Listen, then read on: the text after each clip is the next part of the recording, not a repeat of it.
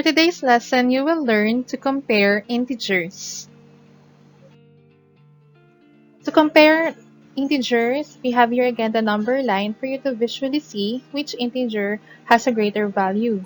So again, we have here the positive integers and the negative integers. Remember, take note that every number has its opposite. That's why we have positive 1, the opposite is negative 1. We have positive 2, the opposite is negative 2. As you all know, we are already used in comparing numbers, like yung tinatawag natin ngayon na positive integers. So alam na natin kung sino yung mas malaki. Now, what if we are going to compare different integers or with different sign, like the negative and positive? So how are we going to do that? So I'm going to teach you some rules that you are going to follow in order for you to compare different integers.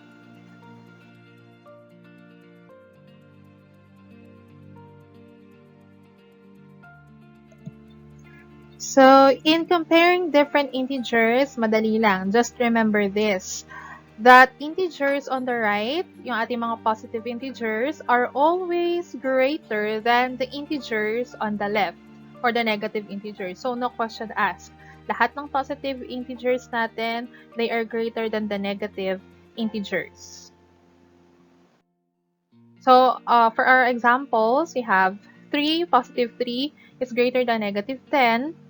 Negative 16 is less than 1, so therefore 1 is greater than negative 16. And 9 is greater than negative 20. So, this time we are going to compare same integers or yung pagpareho silang negative. To compare same integers or the negative integers, just take note of this. If the integers are both negative, the negative integer closest to 0 has a greater value. So, like this. Or let's put it as simple as this. The negative integer gets smaller as you move farther to the left. So, ibig sabihin, kapag mas lumalayo sa 0, o pag mas lumalayo ka, mas bumababa yung value ng negative integer. For our first example, we have negative 3 and negative 4. So, which negative integer has a greater value?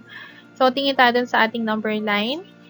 So, makikita nyo, negative 3 is closer to 0 than negative 4. So, therefore, negative 3 is greater than negative 4. Next example, we have negative 5 and negative 1. So, let's look at our number line.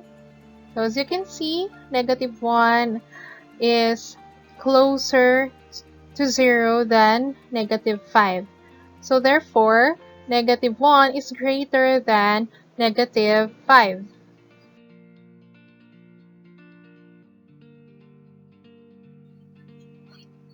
Keep in mind to compare different integers. Integers on the right or the positive integers are always greater than the integers on the left or the negative integers. And to compare same integers or both negative, the negative integer closest to 0 has a greater value.